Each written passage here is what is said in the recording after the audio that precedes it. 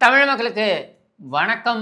இன்னைக்கு ரெய்டு தினம் அப்படின்னு சொல்லலாம். காலையிலிருந்து பரபரப்பாக பேசப்படுகின்ற 2 விஷயங்கள். ஒண்ணு வந்து பார்த்தீங்கன்னா, ஏவா வேலு. ஏவா வேலு யாரு அப்படின்றது நம்ம எல்லாருக்குமே தெரியும். திமுகவுல மிக மிக பலமாக கோலோச்சக்கூடிய ஒரு நபர். அது மட்டும் இல்லாம திமுகவுல முக்கியமான பொறுப்புகளை வைத்திருந்த அமைச்சர். அதுக்கு முன்னால திமுக ஆட்சிக்கு வரதுக்கு முன்னால பார்த்தீங்கன்னாக்க, நம்ம கருணாநிதி அவர் இறந்து போன பொழுது அவரை அடக்கம் பண்ணிட்டாங்க. அடக்கம் பண்ணிட்டு அந்த மெரினா கடற்கரையில பார்த்தீங்கன்னாக்கா, அந்த சமாதியில போய் நின்னுக்கிட்டு 16வது நாள்னு நெனைக்கிறேன். ஒரு பெரிய ஒரு பஜனை கோஷ்டிய கூட்டு போயிட்டாரு.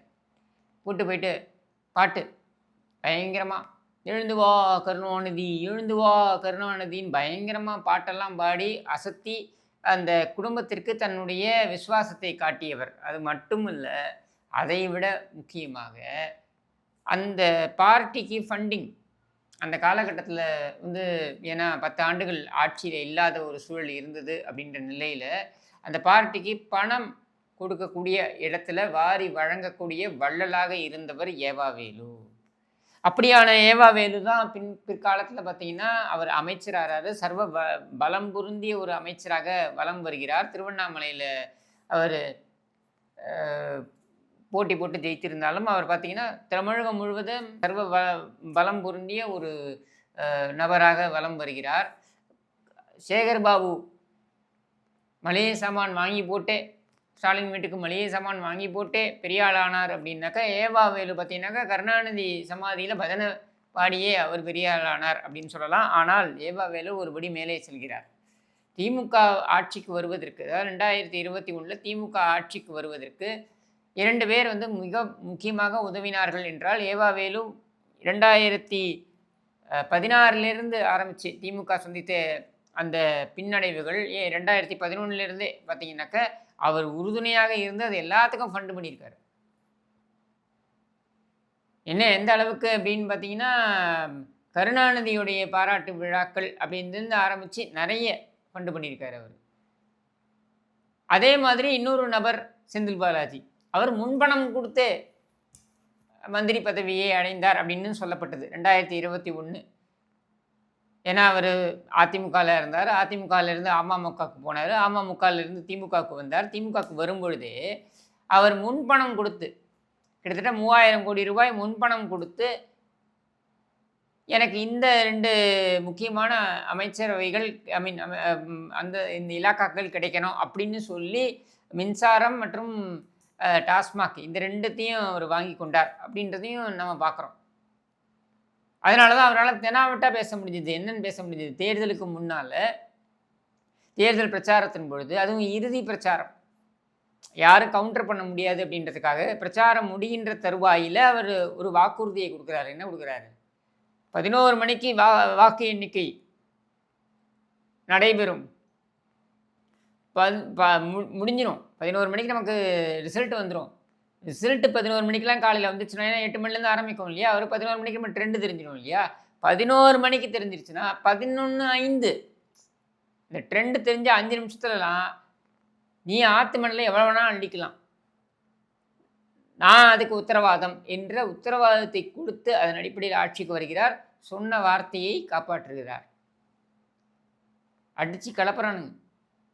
எந்த அளவுக்கு அப்படின்னா, ரிப்போர்ட் வருது இப்போல்லாம். என்ன 5 அடுக்கு மாடி, என்ன 5 அடுக்கு மாடி கட்டக்கூடிய அளவுக்கு 5 ஃப்ளோர்ஸ் கட்டுற அளவுக்கு கீழே தோண்டி எடுத்திருக்காங்க. என்ன அனுமதியோ அதையெல்லாம் கடந்து தோண்டி எடுத்திருக்காங்க. அது மட்டும் இல்லாமல் டாஸ்மாகில் நடந்த அந்த 10 ரூபாய் ஊழலிருந்து ஆரம்பித்து அது எவ்வளோ பெரிய அளவுக்கு அந்த ஊழல் நடந்தது அப்படின்றது நம்ம எல்லாருக்குமே தெரியும். இப்போ வழக்குகள் பாய்ந்து கொண்டிருக்கிறது, வழக்குகள் விசாரணைகள் நடந்து கொண்டிருக்கிறது, அது நம்ம எல்லாருக்குமே தெரியும். இவங்க ஒருபடி மேலே போனாங்க, ஒரு புது கலாச்சாரத்தையே கொண்டு வந்தாங்க. முன்னாடியெல்லாம் எப்படின்னா, டாஸ்மாகில் இருந்தது, டாஸ்மாக்ன்றது அந்த நிறுவனம் பார்த்திங்கன்னா மொத்த கொள்முதலை கொண்டு வரும். எங்கெல்லாம் வந்து மது உற்பத்தி ஆகுதோ அதெல்லாம் அந்த தொழிற்கூடங்கள்ல இருந்தெல்லாம் மொத்த கொள்முதலை டாஸ்மாக் தான் செய்கிறது. அப்படி செய்யப்படக்கூடிய அந்த கொள்முதலிருந்து சில்லறை விற்பனை அப்படின்ற அளவில் இவங்க டாஸ்மாக் கடைகளுக்கு அது அனுப்பி வைக்கப்படுகிறது. இதுதான் வழக்கம். நாடு முழுக்க பார்த்தீங்கன்னாக்க அரசாங்கம் தான் மொத்த கொள்முதலில் ஈடுபடும்.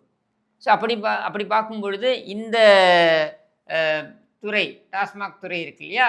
இந்த துறை தான் வந்து மொத்த கொள்முதலில் ஈடுபடும் என்கிற பொழுது, ஒவ்வொரு மது ஆலையிலும், மது தொழிற்சாலையிலும் தயாரிக்கின்ற தொழிற்சாலையில, தொழிற்கூடங்கள்ல அங்க டபுள் ஷிஃப்ட் போட்டு டபுள் ஷிஃப்ட் ஒர்க் பண்றாங்கன்னா, டபுள் ஷிஃப்ட் 24 ஹவர்ஸ் யார் இருப்பாங்கன்னா, இந்த எக்ஸைஸ் டிபார்ட்மெண்ட்லேருந்து,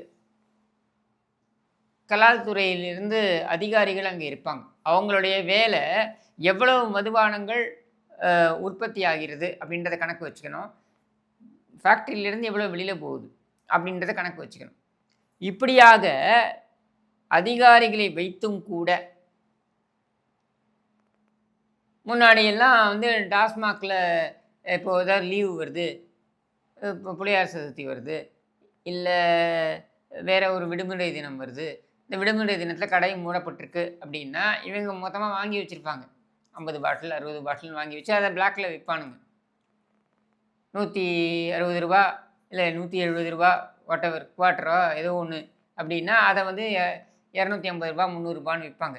இவங்க ஒருபடி மேலே போயிட்டாங்க. இவங்க என்ன பண்ணியிருக்காங்கன்னா, அந்த தொழிற்கூடத்திலிருந்தே 80 ரூபாய்க்கு வாங்குறாங்க, அதை 160 ரூபாய்க்கு விற்கிறாங்க இல்லையா? நான் ஏன் வந்து அந்த 160 ரூபான்றதை 180 ரூபா 200 ரூபான்னு வெறும் 20 ரூபா 30 ரூபா 40 ரூபா லாபத்துக்கு விற்கணும்? தொழிற்கூடத்திலேருந்தே வாங்கிட்டோம்னா ஸோ எவ்வளோ உற்பத்தி ஆனதோ அதில் பாதிக்கு பாதி தான் டாஸ்மாக் வந்து அதிகாரப்பூர்வமாக கணக்கு காட்டியிருக்கிறது. மீறி வந்து பிளாக் மார்க்கெட் கள்ளச்சந்தைக்கு போய்விட்டது அப்படின்றத நான் சொல்லலை.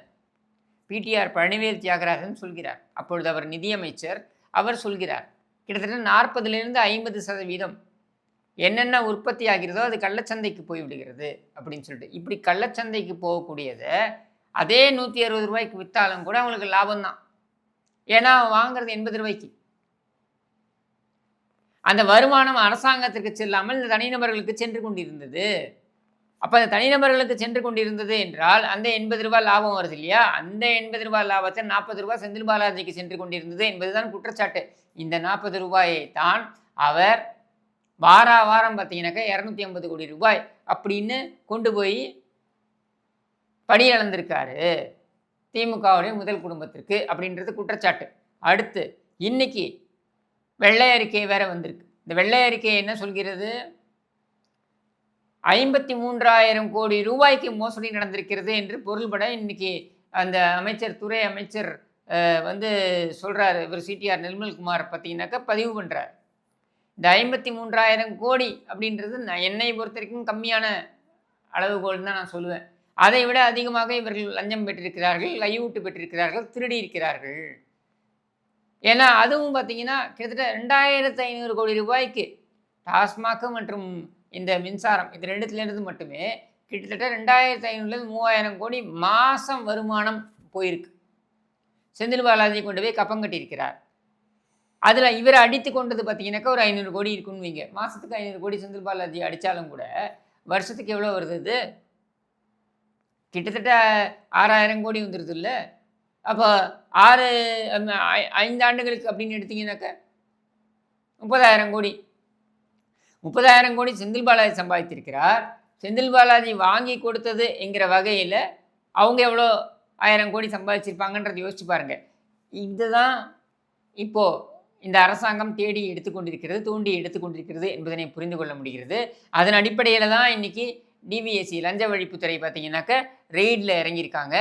இதில் நீங்கள்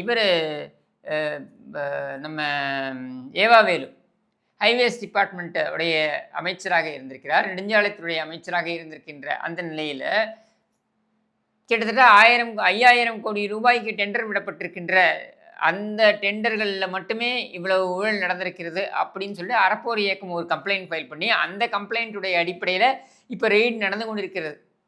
இது ஒரே ஒரு டெண்டர் தான். எத்தனை டெண்டர் இது வரைக்கும் போயிருக்கும் அதை யோசிச்சு பாருங்க. இந்த ஏவாவேலு எப்படி வலம் வந்தார் அப்படின்றதையும் புரிஞ்சுக்கோங்க. எந்தெந்த கூட்டணி கட்சிகளை வளைக்க வேண்டும், அவர்களையெல்லாம் எப்படி தன்னுடைய கட்டுக்குள் வைத்திருக்க வேண்டும், இதையெல்லாம் ஏவாவேலு பார்த்து கொண்டார். உதாரணத்திற்கு பார்த்தீங்கன்னாக்கா தேமுதிகவுடைய மாநாடு நடந்திருக்கும். ஜனவரி மாதம் தேமுதிகவுடைய மாநாடு மிக பிரம்மாண்டமான அளவில் எனக்கு தெரிந்து வேலூர்லேயும் இங்கே நடந்ததுன்னு நினைக்கிறேன். அந்த மாநாட்டுக்கு பார்த்தீங்கன்னா மிகப்பெரிய அளவில் கூட்டம் வர வைக்கப்பட்டதோடு மட்டும் இல்லாமல் திமுக எப்படி ஒரு மாநாடு ஆளுங்கட்சியாக இருந்து நடத்தக்கூடிய மாநாடுகள் நமக்கு தெரியும் இல்லையா, நடத்தியதோ அதே ஸ்கேலில் அதை நடத்தியிருப்பாங்க. அந்த மாநாட்டின் இறுதியில் தான் முடிவை அறிவிப்பேன் என்று திருமதி பிரேமலதா விஜயகாந்த் அவர்கள் சொல்லியிருப்பார்கள். அவர்கள் எதற்காக ஸ்டேடியாக சொன்னார்கள் என்றால், இந்த மாநாட்டிற்கு யாராவது உதவ வேண்டும்னு. ஏவாவேலு அப்போவே இறங்கிட்டார். ஏற்கனவே அவங்களுடைய கல்லூரியை பர்ச்சேஸ் பண்ணது, அது சம்மந்தப்பட்ட டீலிங்ஸ்லையும் ஏவாவேலு இருந்தார். அதுக்கப்புறம் பார்த்தீங்கன்னா, இந்த மாநாடு உட்பட எல்லாருடைய செலவும், இந்த மாநாட்டுக்கு மட்டும் கிட்டத்தட்ட 100 கோடி ரூபாய் செலவு செய்யப்பட்டிருக்கிறது. அந்த 100 கோடி ரூபாயும் ஏவாவேலு கொடுத்தார். அதன் அடிப்படையில் தான் கூட்டணி பேச்சுவார்த்தை. அந்த கூட்டணி பேச்சுவார்த்தையில் தான் உடன்படிக்கை இதெல்லாமே அரங்கேறியது. இதெல்லாம் செய்தது ஏவாவேலு. இதெல்லாம் கூட இப்போ பிரச்சனை கிடையாது. இப்போ ஏவாவேலு மேலே பாய வேண்டிய அவசியம் ஏன் வருகிறது? செந்தில் பாலாஜியுடைய வலதுகரம் என்று பார்க்கக்கூடிய நபர்களில் முக்கியமான நபர் சங்கர். இந்த சங்கர் மீது ஏன் ரெய்டு பாய்கிறது அப்படின்னா, ஏவாவேலு முடிச்சுட்டு சங்கருக்கு வரேன். ஏவாவேலு மேலே நடவடிக்கை பாய்வதற்கான காரணம், இந்த அரசாங்கத்திற்கு இருக்கக்கூடிய நூலிழையில் இருக்கு இல்லையா அந்த மெஜாரிட்டி, இதை எப்படியாவது ஒழிக்க வேண்டும் அப்படின்ற அசைன்மெண்ட் கொடுக்கப்பட்டிருக்கிறது 2 பேருக்கு. ஒன்று ஏவாவேலுக்கு, இன்னொன்று செந்தில் பாலாஜிக்கு என்று சொல்லப்படுகிறது. என்கிற நிலையில் ஏவாவேலு இதற்கு மொத்த நிதி ஆதாரமாகவும் விளங்குகிறார் என்பதனால தான் அவர் மேலே இப்போ ரெய்டு பாய்கிறது ஒரு பக்கம். 2வது சங்கர். இந்த சங்கர் யார்? முக்கியமான ஒரு நபர். ஏன் முக்கியமான நபர்னு சொல்கிறேன் தெரியுமா? இந்த சங்கர்ங்கிற நபர் தான் கரூரில் அந்த கூட்ட நெரிசல் நடந்தது பாருங்க.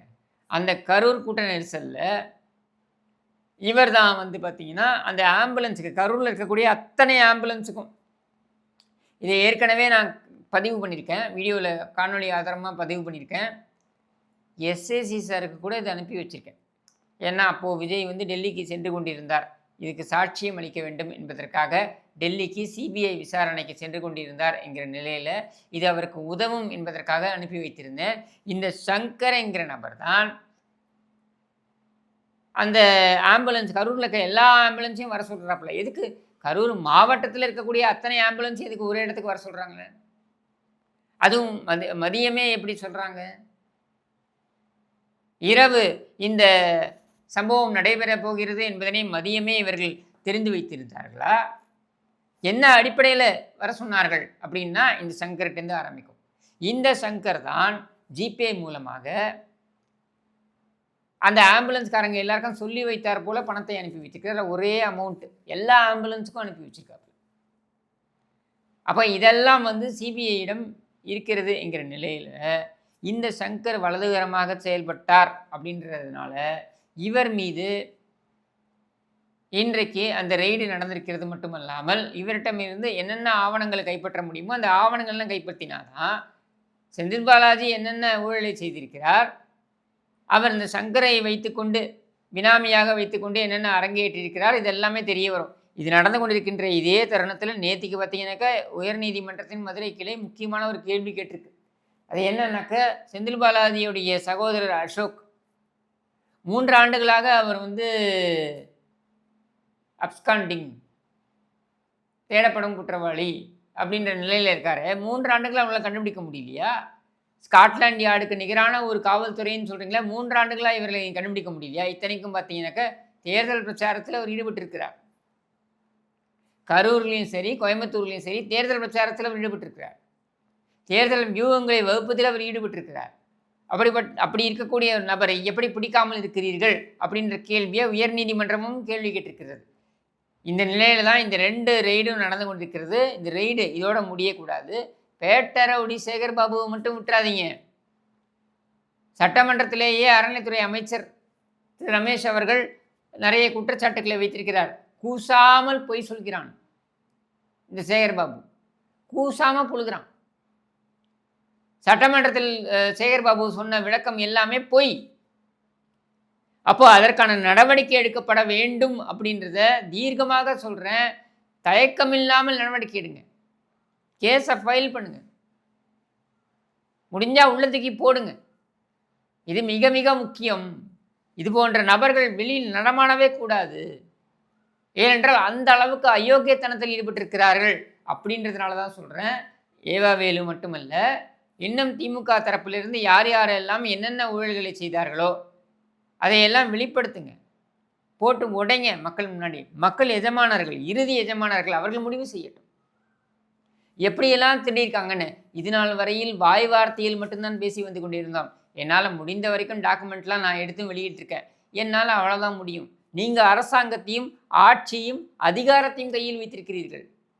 நீங்கள் நினைத்தால் எல்லா டாக்குமெண்ட்டையும் வெளியிட முடியும். தயவு செய்து அதை செய்யுங்கள். மக்கள் புரிந்து கொள்ளட்டும். கக்கூச கூட விடாம சுரண்டிய பாவிகள் இவர்கள் என்பதனை தெரிந்து கொள்ளட்டும் என்று கூறி, தயவு செய்து இந்த நடவடிக்கைகளை துரிதப்படுத்துங்கள், கடுமையாக்குங்கள், முடிந்தால் இவர்களை தூக்கி உள்ளே போடுங்கள் என்று கூறி விடைபெறுகிறேன். நன்றி, வணக்கம்.